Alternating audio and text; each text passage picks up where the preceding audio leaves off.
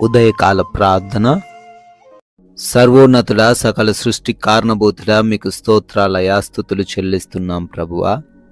గడిచిపోయినటువంటి రాత్రి అంతను కూడా మీ రక్షణ సహాయము మా అందరికీ దయచేసినందుకు స్తోత్రాలు అయా. మాకు మంచి నిద్ర దయచేసినందుకు వందనాలు అయా. మమ్మల్ని మీ కృపలో భద్రపరుచుకున్నందుకు స్తోత్రాలు.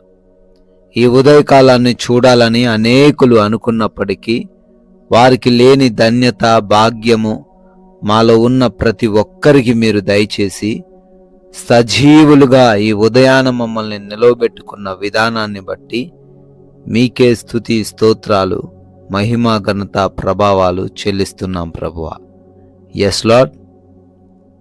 యెహోవా నా ఆశ్రయదుర్గమా, నా విమోచకుడా, నా నోటి మాటలను, నా హృదయ ధ్యానములను నీ దృష్టికి అంగీకారములగునుగాక అని కీర్తనల గ్రంథము 19వ కీర్తన 14వ వచనం ద్వారా భక్తుడు అయా కీర్తిస్తూ ఉన్న రీతిగా ఈ ఉదయకాలంలో తండ్రి మేమందరము కూడా మీ పాద సన్నిధిని చేరి ప్రార్థిస్తున్నామయ్యా.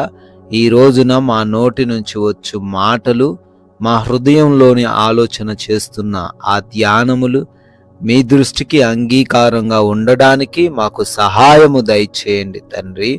అయ్యా, నీవు మా ఆశ్రయ దుర్గముగా ఉంటుండగా, నీవు మా విమోచకుడిగా ఉంటుండగా నాయన, ఈ లోకాన్ని మెప్పించే వారిగా మేము ఉండకుండా మిమ్మల్ని మెప్పించే వారిగా మా మాటలు ఉండడానికి సహాయము దయచేయండి.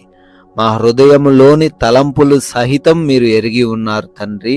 ఆ తలంపులు కూడా తండ్రి మీ దృష్టికి అంగీకారంగా ఉండడానికే కృప చూపించమని, మీకు విరోధముగా, మీకు ఆయాసకరంగా, మీ నామాన్ని అవమానపరిచే విధంగా ఈ రోజున మా ద్వారా ఏ కార్యము జరగకుండా మాకు సహాయం అనుగ్రహించమని, జ్ఞానాన్ని ఇవ్వమని బ్రతిమాలుకుంటున్నాం ప్రభువా. ఈ ఉదయకాలాన్నే లేవగానే ఎంతమంది బిడ్డలైతే ఈ ప్రార్థనలో ఏకీభవిస్తూ ఉన్నారో వారందరిని బట్టి అడుగుతున్నాము అయ్యా, పేరు పేరున వారిని దీవించండి, ఆశీర్వదించండి.